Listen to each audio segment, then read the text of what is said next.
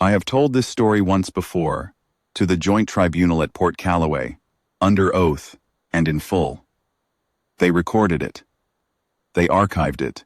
They cited it in 3 separate findings, and then sealed 2 of those findings for 50 years. I was not surprised. The record of what happened at Vareth Prime is not the kind of thing institutions display openly. It is the kind of thing they keep in a locked drawer and visit privately, late at night, when they need to remind themselves that the drawer exists and that what is inside it is true. I am telling it again now because I am old, and the drawer will outlive me, and someone should say it plainly before I am gone. Not for vindication. I have not needed vindication for a long time, and the time I spent needing it was time I should have spent on other things. I am telling it because it is the kind of story that deserves to be told without the careful, institutional language that the tribunal used, deserves to be told in plain speech by the person who was there, who gave the orders, who watched all 41 broadcasts. My name is Senna Oduya. At the time of the events I am describing, I held the rank of Admiral, first echelon, attached to the Outer Reach Command. I had been in that posting for 11 years. I commanded the vessel Warden's Claws, a heavy fleet dreadnought, 3rd generation, displacement class, with a crew of 942, and by extension, the formation that came to be called the Ironveil Mandate. 712 warships in total, ordered, assembled, and dispatched within 6 hours of an event I will describe in due course. But to understand what happened at Vareth Prime, you have to understand what happened 3 years earlier, at a place that does not appear in any formal record, because nothing formal happened there. Nothing formal was supposed to happen there. The place was a debris field, a wide one, roughly 80,000 kilometers across, adrift in the transit corridor between the Heth relay station and the outer boundary of Vareth sovereignty space. The debris was old. It had been there, by the geological estimate of the materials my salvage team later sampled, for approximately 40 years, the remnant of something that had broken apart 4 decades before we arrived. Something we had no knowledge of and no obligation to investigate.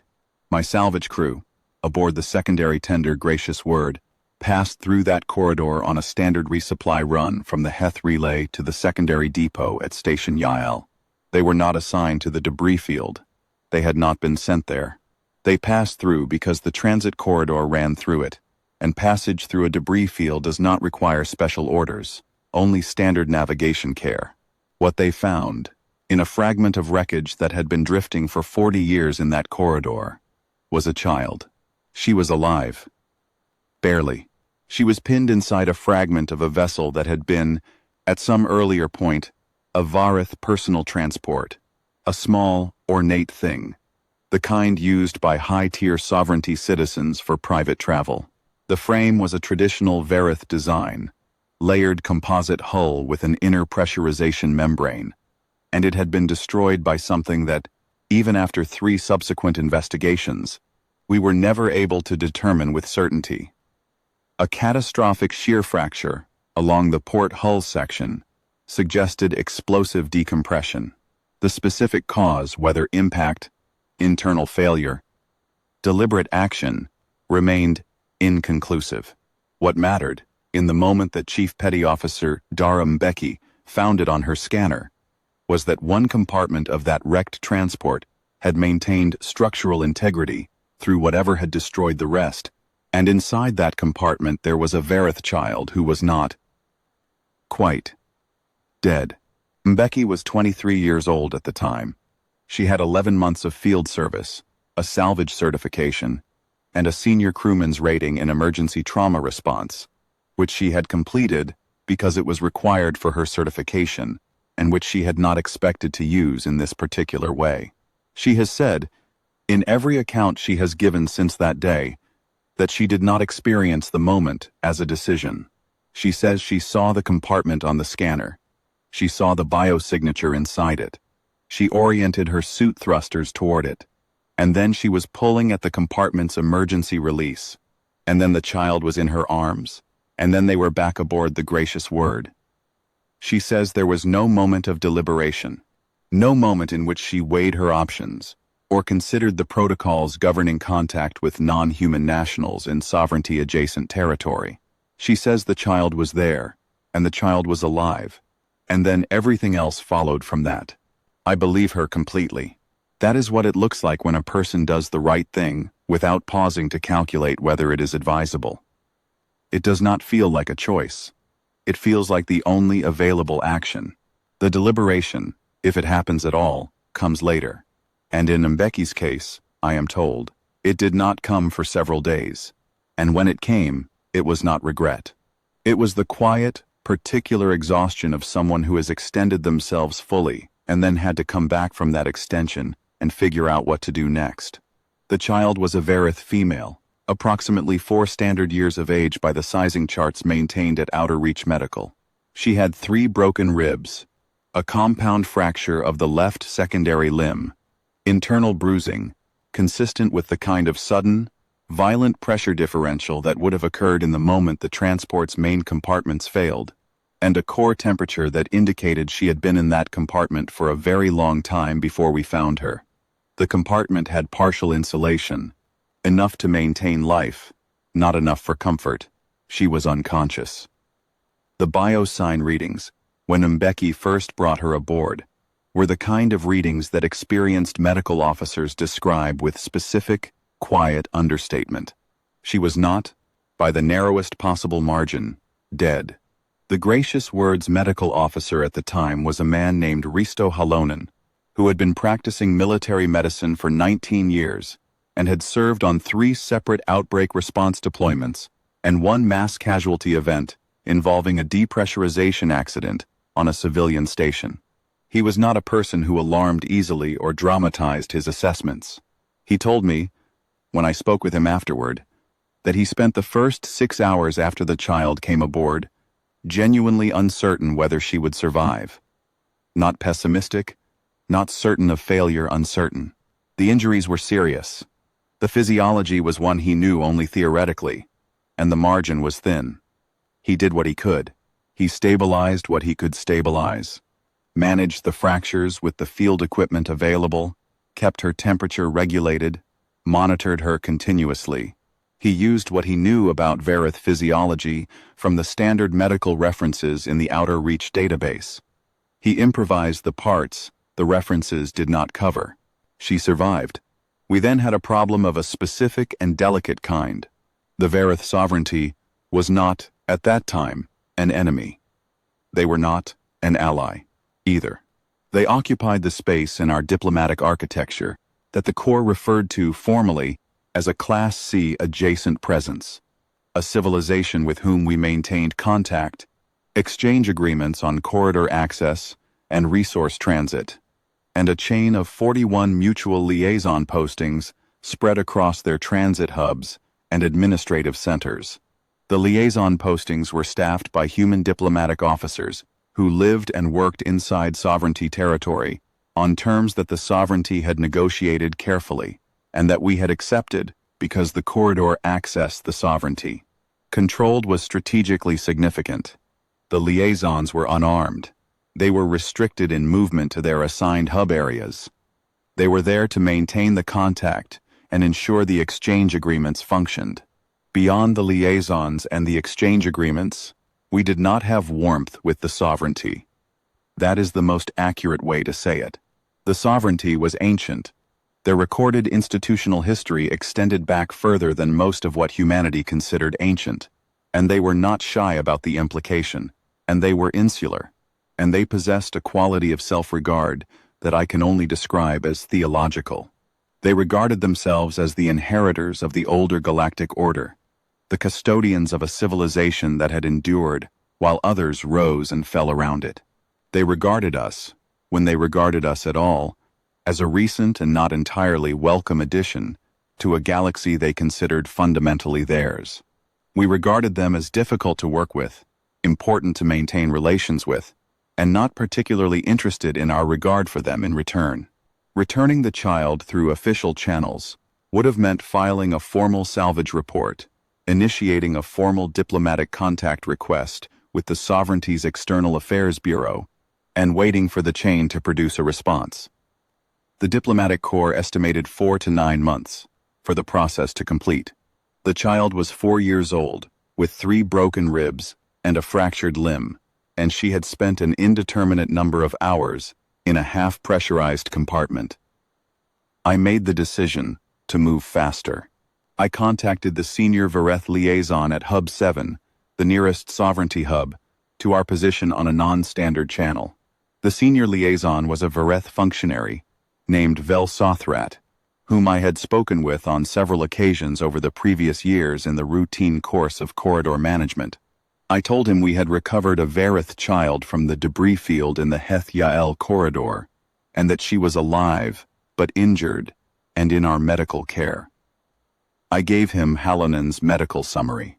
I told him we intended to return her immediately, without formal process, without diplomatic record, and without expectation of acknowledgement or reciprocal action.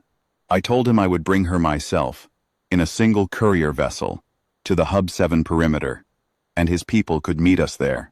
He said he would arrange it. I took the gracious words shuttle to the Hub 7 perimeter.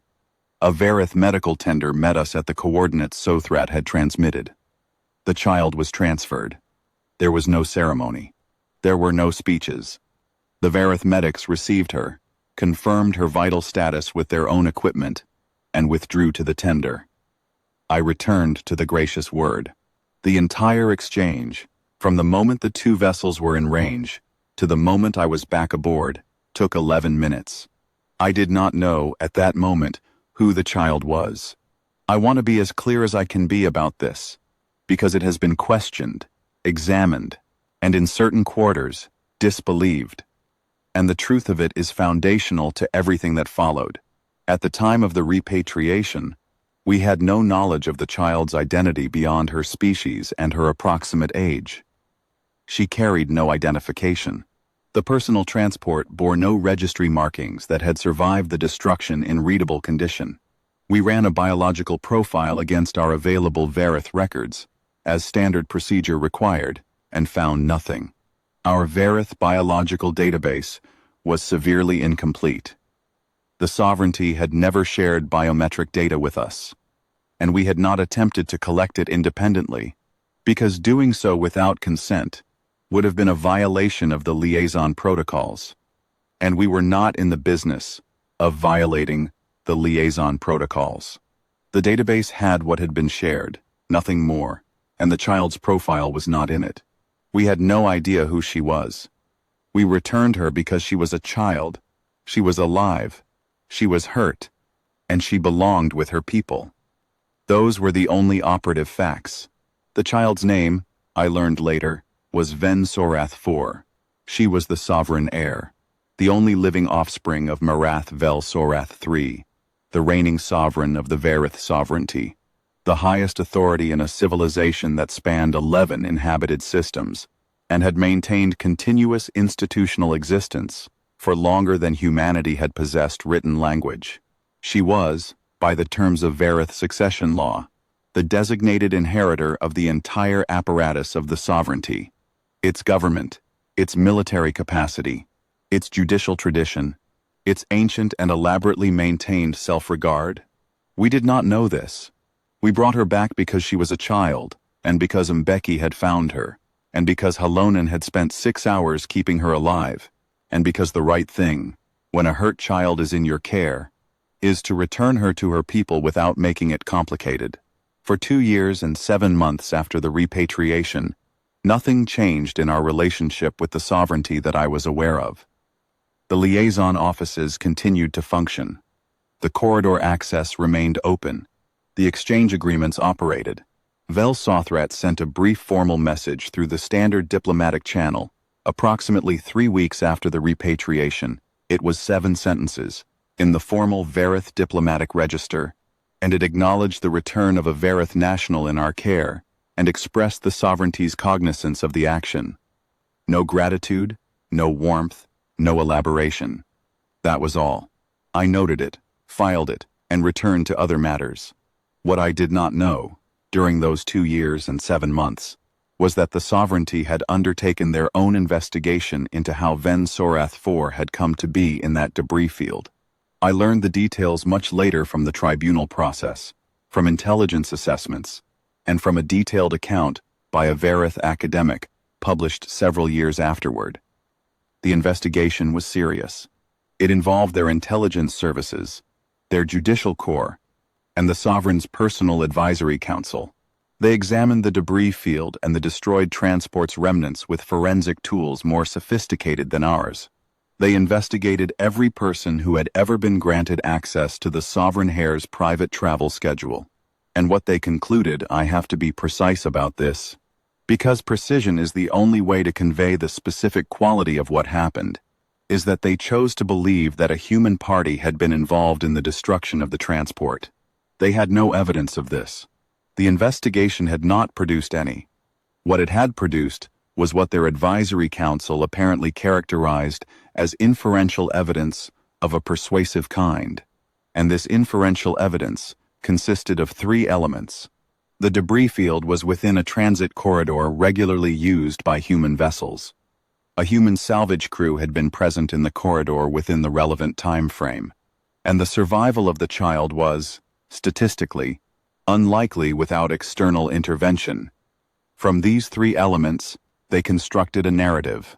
The narrative was as follows: that human agents had been aware of the sovereign heir's travel schedule and had intercepted her transport, that the transport had been destroyed by human action, and that the child had been preserved and subsequently repatriated as a demonstration, a message designed to communicate that we could reach her, that we knew who she was, that our restraint in returning her rather than retaining her was a choice we had made and could unmake. The silence of the repatriation, the absence of formal record, the non-standard channel, the lack of a diplomatic note was, in this narrative, itself, the evidence. We had acted quietly because we had something to hide. The brevity and informality of the exchange were the hallmarks of people who did not want a paper trail. The fact that we had asked for nothing in return was, in their reading, the most suspicious element of all.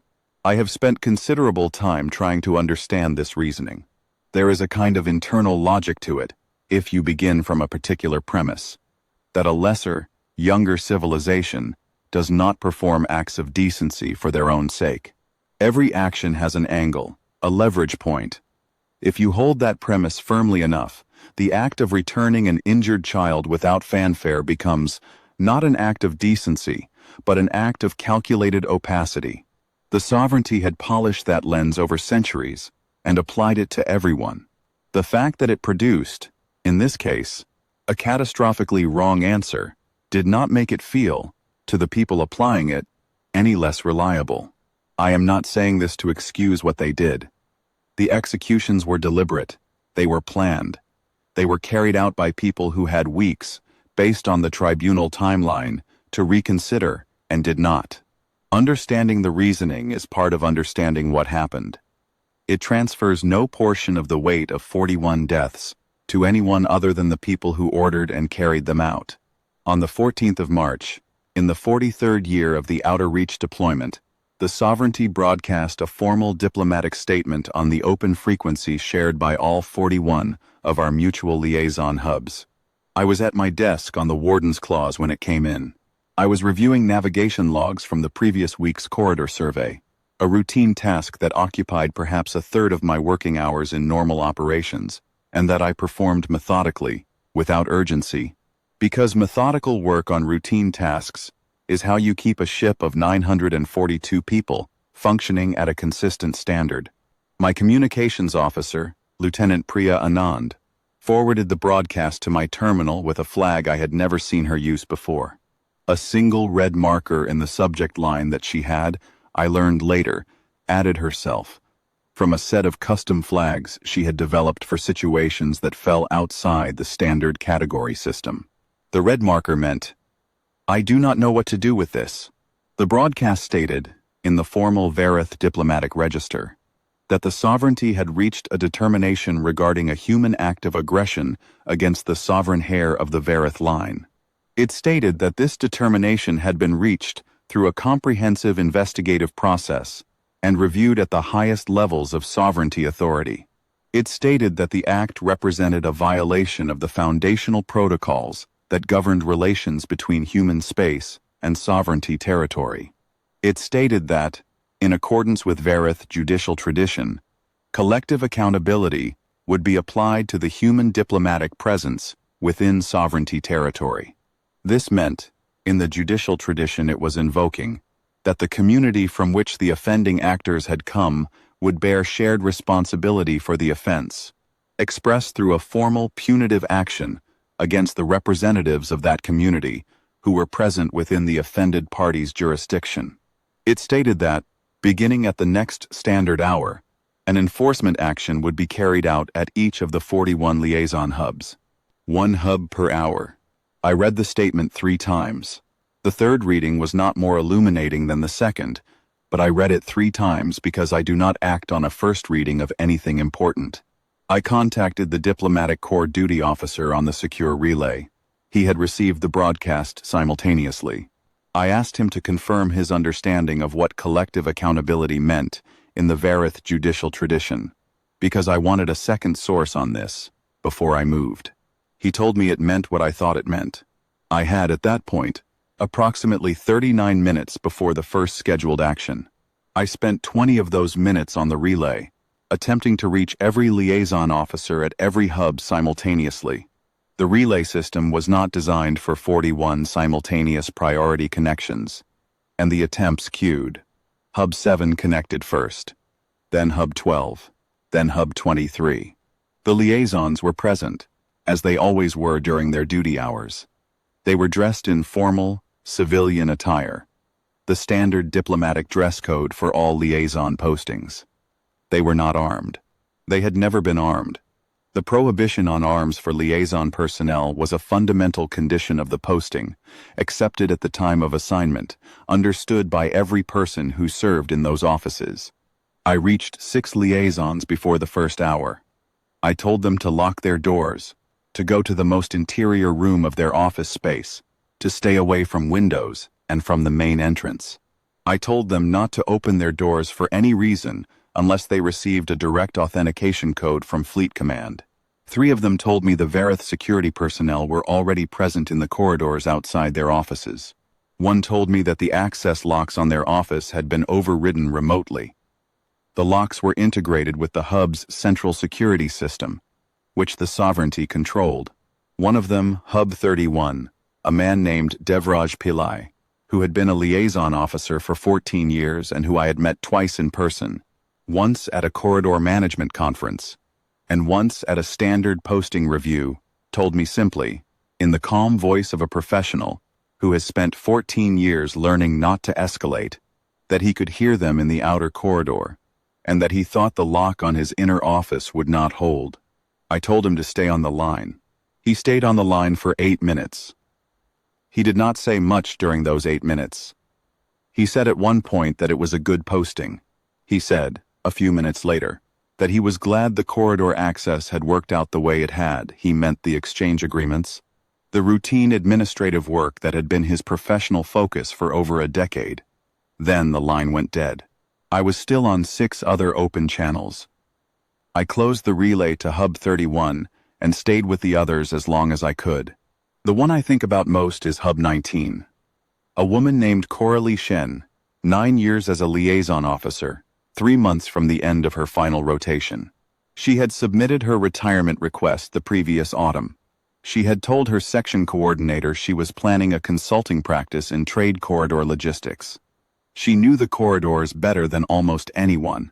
She told me on the relay that Vareth security was already inside the outer office, not in the corridor. She had retreated to the inner room. She stayed on the line for 11 minutes after that. She did not ask me for anything. She told me, at one point, that she had always thought the liaison postings were genuinely useful, that the kind of work that looks administrative from the outside is often what keeps things from becoming other kinds of work. I told her I agreed. Then the line went dead. There is no way to describe what the next 40 hours were, precisely. I will not reach for language that makes them vivid in the way a film would, because that would be dishonest. it would put a narrative shape on something that did not, from inside it, have a narrative shape. It had only sequence. 1 hour. Another hour. Another after that. And each hour brought another broadcast. And I watched each one. I watched all 41. Because I believe the person who sends the orders that come after something like this should not look away from it. If you are going to carry the instrument of the answer, you have an obligation to understand what you are answering. The distance is owed to the 41 people who did not have any distance, and the only honest way to honor that debt is to watch what happened to them and carry the full weight of it when you act. Some of the liaisons were at their desks when the enforcement personnel entered. Some were standing near the interior wall, which is where I had told them to go and which offered them nothing except the truth that they had followed instructions. One of them, I will not say which one, because their family asked for privacy, and I intend to respect, that was sitting in the corner of the room, with their back to the wall and their eyes closed, which I interpreted, and still interpret, as a form of refusal. A refusal to give the broadcast what it wanted. A refusal to be seen as afraid, or perhaps simply a choice to spend the last minutes with whatever inner life they had, rather than with a Vareth broadcast camera. I respected that then, and I respect it now. Devraj Pillai's terminal was still open when they entered. He had been writing a message. The camera angle in the broadcast did not show me what he had been writing, and I did not attempt to recover it afterward, because it was not mine to recover. I knew from the posting records that he had a younger brother back home and that he wrote to him regularly. I have left that alone. After the 35th broadcast, with 6 executions remaining, I contacted Fleet Command on the secure channel and submitted a formal authorization request for a mandate-level response, citing the Class 1 diplomatic execution protocol, the provision permitting a standing fleet deployment in response to the confirmed, deliberate killing of diplomatic personnel by a sovereign power. I certified what I had watched with my own eyes, with 35 confirmed and 6 pending. Authorization came back before the 38th broadcast. I spent the remaining hours doing what I know how to do, which is assemble, organize, and prepare. The Warden's Clause went to full operational readiness. I contacted the fleet elements assigned to Outer Reach Reserve and issued the mandate assembly orders. 712 ships received those orders over the course of 4 hours and began moving to the assembly coordinates. The assembly was not chaotic. It was orderly. The ships knew their assignments, their positions in the formation, their operational protocols. They had trained for exactly this. The training had been conducted on the assumption that it might someday be necessary, and on the hope that it would not be. It was now necessary. The 41st broadcast came in while I was reviewing the final formation manifest. I finished reviewing the manifest before I watched it. Then I watched it. Then I gave the order to cross the transition point. 712 ships crossed at hour 42. The silence on the bridge of the Warden's Clause during the transit to Vareth Prime had a quality I have thought about many times since. It was not the silence of people with nothing to say, or of people who were frightened, though any person who claims to have made a transit of that kind without fear is telling you an edited version of events. It was the silence of people who had completed their internal accounting and were now in the portion of the operation that does not require words. My bridge crew had been together for 4 years. Lieutenant Anand had been with me since my second posting.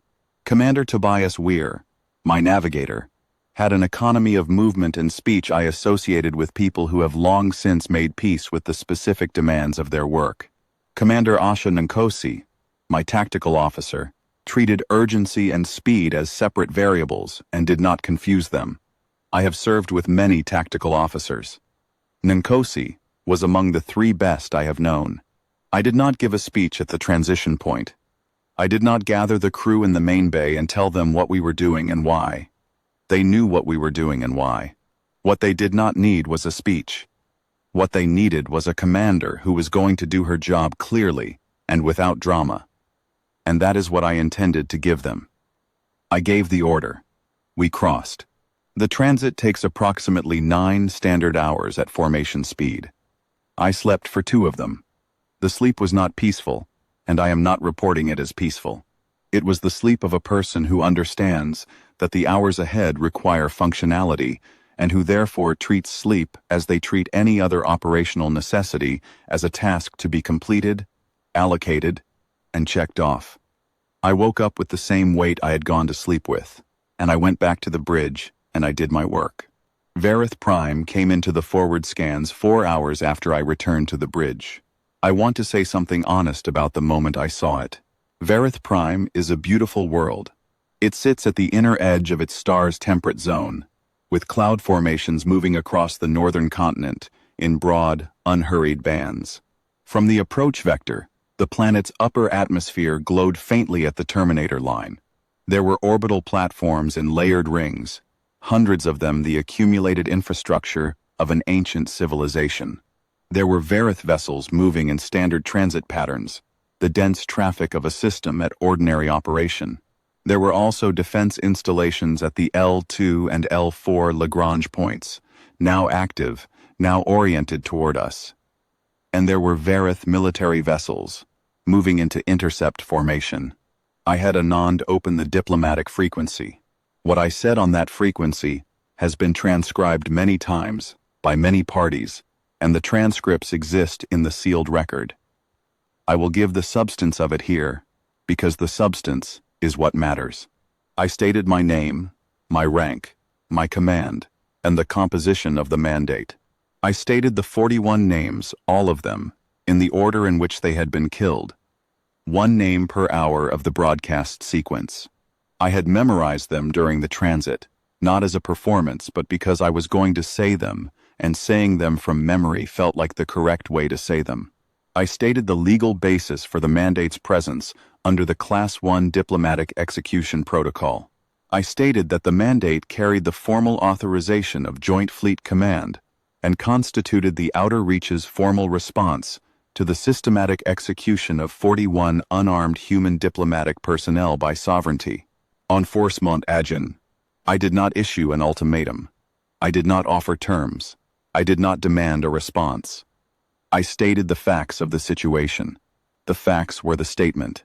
The sovereignty's response came from a functionary, not the sovereign herself, but a senior diplomatic voice, reading from a prepared statement in the clipped formal register that the sovereignty uses when it is saying something official and does not expect to be contradicted. The statement acknowledged the mandate's arrival.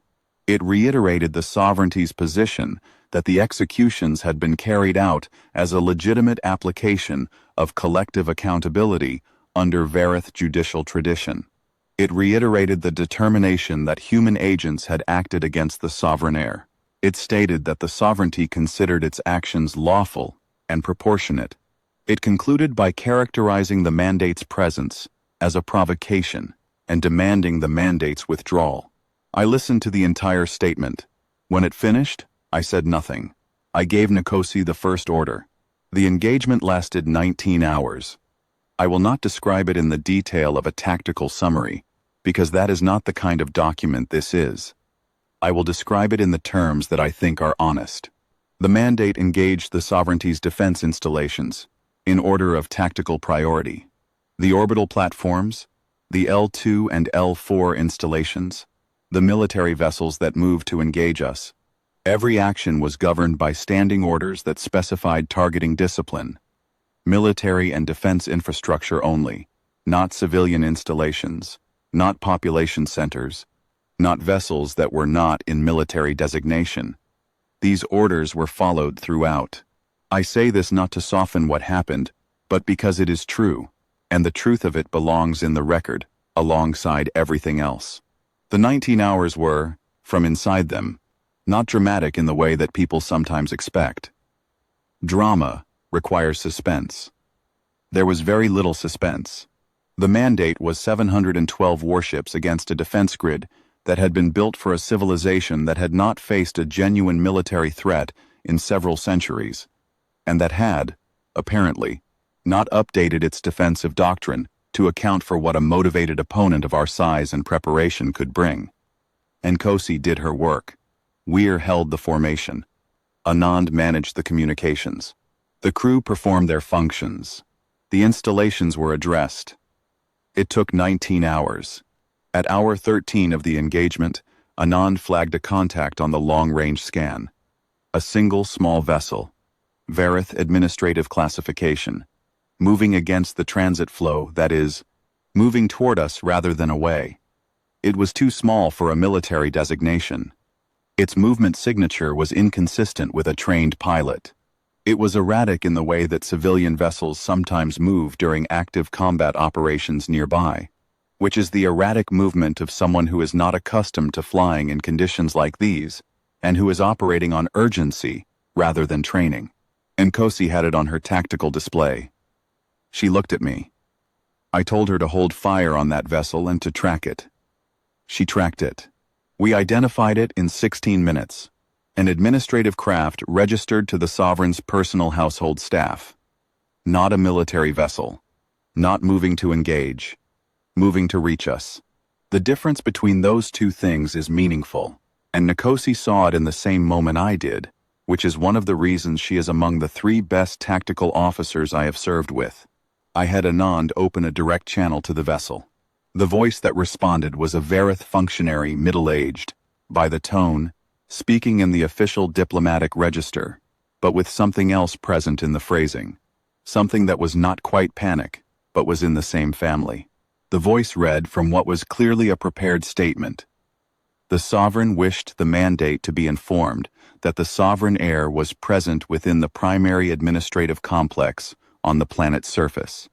The sovereign was requesting an immediate cessation of all offensive operations and an opportunity for direct negotiation with the mandate's commanding officer.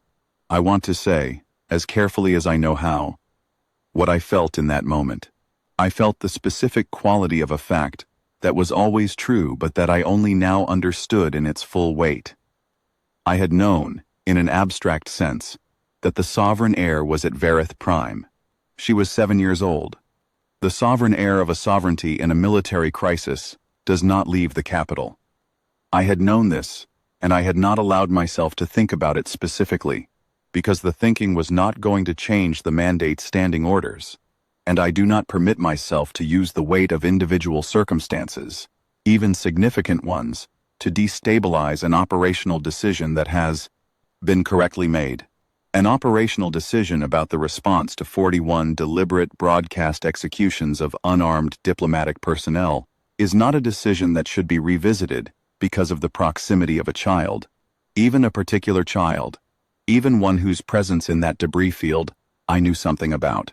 But I heard the functionary's voice, and I thought about Mbeki in the salvage suit in the debris field, and I thought about Hallinan spending 6 hours uncertain whether the child would survive, and I thought about the 11 months and 3 weeks between the repatriation and the brief formal acknowledgement that Vel Sothrat had sent through the standard channel.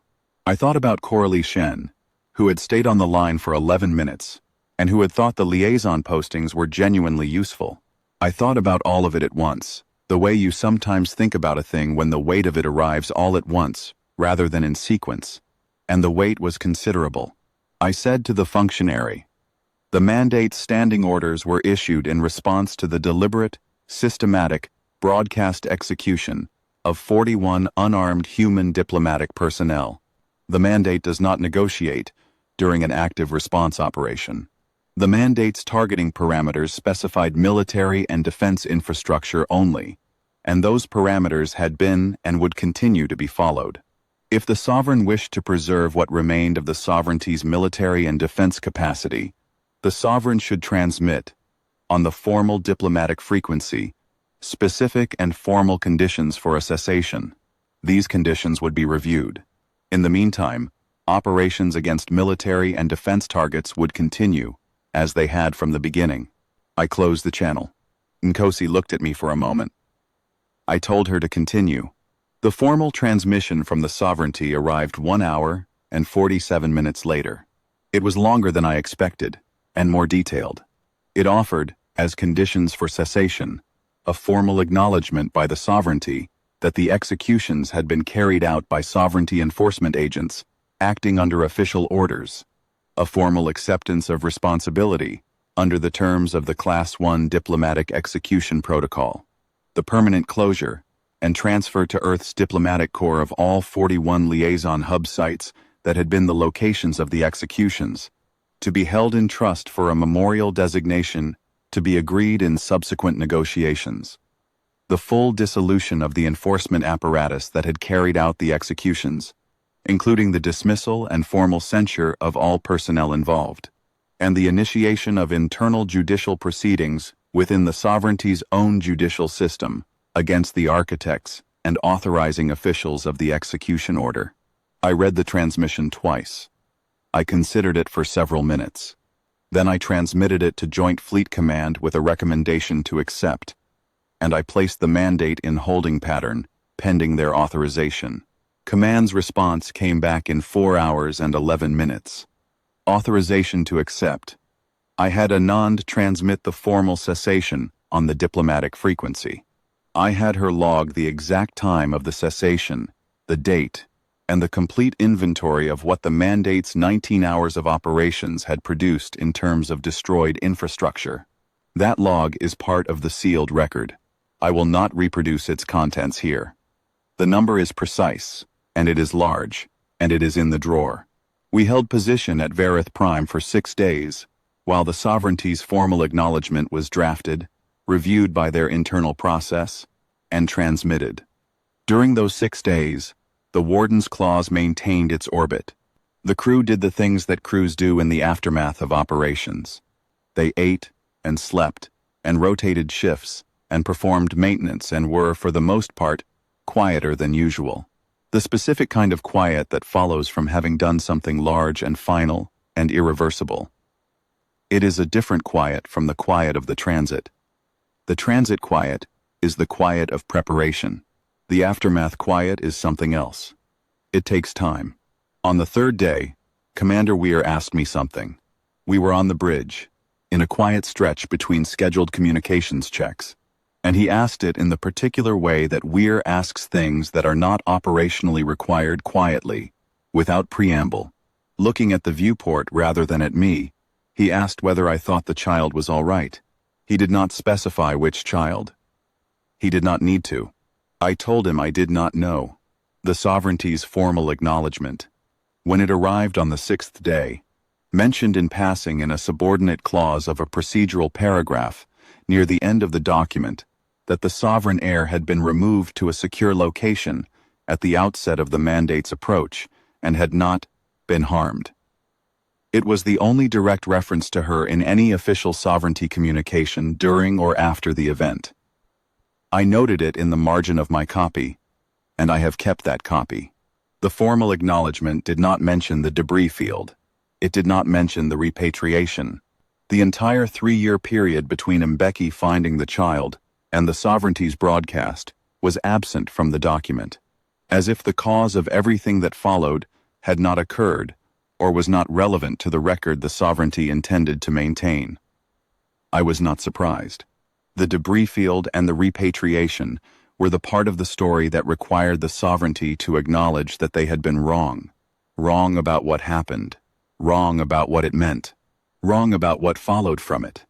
Institutions that have existed for as long as the sovereignty do not typically include the part where they were wrong in the documents they file, as the official record. They keep that in their own drawer, I suppose, and whether they visit it privately I cannot say. We returned to the outer reach corridor on the 8th day. I had asked Mbeki to meet me at the transfer bay when I moved over to the Gracious Word. She was a lieutenant commander, now promoted twice since the debris field. Both earned assigned to the survey division. She was 26 years old, and there were things in her face that had not been there when she was 23. She met me with the same directness she had always had, and did not make it formal, which I had not expected and had not wanted. She asked me, without preamble, whether I thought what she had done had caused it. I understood what she was asking. She was asking whether the act of finding the child and returning her, the act that had looked like the right thing and had felt like the right thing, and that she had said and meant that she would do again, had set in motion the sequence that ended with 41 people dead and 712 warships, spending 19 hours doing what 712 warships are designed to do. I told her the truth. I told her that her act had not caused the sovereignty's decision. The sovereignty had made its decision based on a premise they chose to hold, and a conclusion they chose to reach, and neither had anything to do with what she had actually done. She had found a hurt child and returned her. The sovereignty had looked at that act and chosen to see deliberate aggression, because they were the kind of civilization that searches every action for an angle, and, when they cannot find one, invents one. That was their choice. The weight of it was theirs. I told her, also, that there is a specific and terrible category of event in which someone does the right thing, and the universe meets it with an outcome that makes the world worse. It is not rare. The universe does not guarantee favorable outcomes for correct actions. The correct action is still correct. The unfavorable outcome is still the responsibility of the people who chose to produce it. These two truths are not in tension with each other, and the ability to hold both at once, without letting one swallow the other, is a necessary capacity for anyone doing work that involves the possibility of exactly this kind of outcome. She was quiet for a long time after I said this, long enough that I did not add to it, because it did not need anything added. Then she said, "I'd do it again." I told her I knew that. I told her that was the correct answer. I have thought, in the years since Vareth Prime, about what the mandate was and what it represented. I think about it regularly, not because it is unresolved for me, but because I believe it is the kind of thing that should be thought about regularly by the person who ordered it. The mandate was not justice. Justice would have required the sovereignty to face an external proceeding, examined by a body with standing to render judgment, against a standard they had agreed to uphold, with commensurate consequences established in advance. None of those conditions obtained. The mandate was the answer that was available, authorized under the protocols that existed, wielded at the scale the offense required, and that 41 dead people had earned an answer at. The difference matters to me. It does not change what I ordered or what was done, but precision about what a thing is seems to me important, particularly when the thing is final and cannot be undone. The 41 cannot be undone. Coralie Shen's 11 minutes on the line cannot be undone.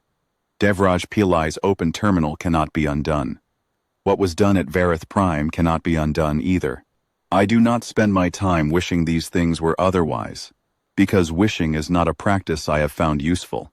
I spend my time with the accurate weight of what they are. The sovereignty's judicial proceedings against the architects of the execution order resulted, over the subsequent 3 years, in 4 convictions. The 5th principal architect died before the proceedings concluded. I do not know the circumstances, and I have not sought to know them, because they are not mine to know. The convictions are part of the public record that emerged from the unsealed portions of the tribunal findings. The memorial designation for the 41 hub sites is, as of the time I am writing this, in its 4th year of negotiation.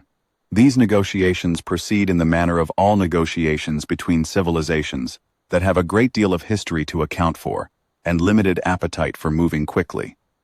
I hope the memorials are built. I hope they name all 41, in the order the names deserve to be said. I hope Coralie Shen's name is somewhere that someone will read it on an ordinary day, not because they are researching history, but because they are simply there, and the name is there, and they read it the way people read names in places like that, which is, with the specific, quiet weight that a name carries when the person it belonged to is gone. Mbeki is a commander now, assigned to a survey vessel in the outer corridor.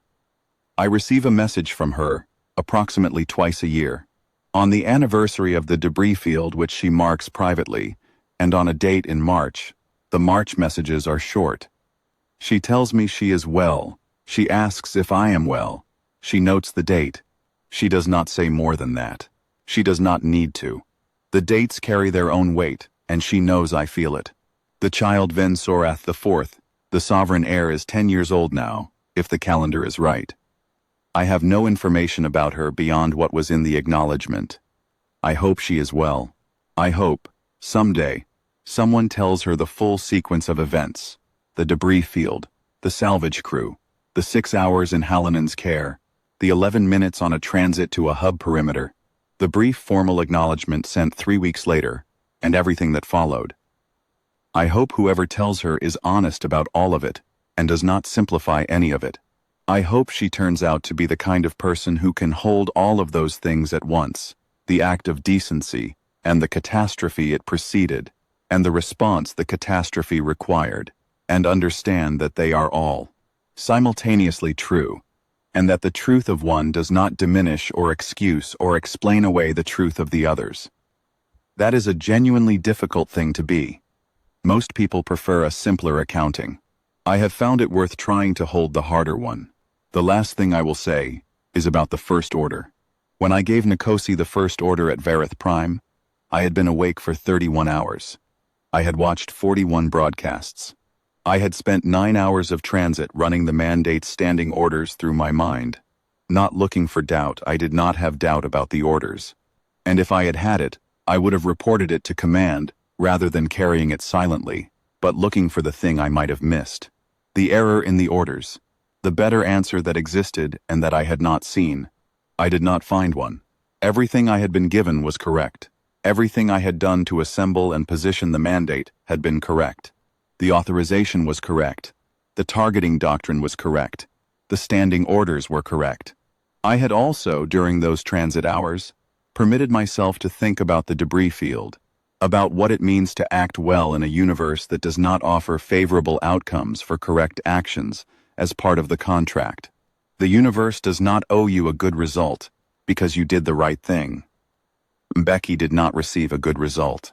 The child lived, that was the good result, and then the child's people turned the return of that child into a pretext for 41 murders. So, the goodness of what Becky did was not in the outcome. It was in the act itself, which is where goodness has to live when the universe does not cooperate. I gave Nkosi the order because the sovereignty had executed 41 unarmed diplomatic personnel on an open broadcast, 1 per hour, for 41 hours, and because the answer to that had been correctly authorized, and the instrument of that answer was in my hands. I gave it without speeches, without rage, without the satisfaction that I think some people expect to hear about in accounts like this one. Satisfaction is not what I felt. I felt the weight of the order, and the weight of what had made it necessary, and the weight of what it was going to do, all at once, and I gave it anyway, because that is the whole of what the job sometimes is. Nkosi did her work. Weir held the formation. Anand filed the log. We came home. The drawer exists. It contains 41 names, and the record of the answer, and nothing that I will spend whatever time I have left trying to revise.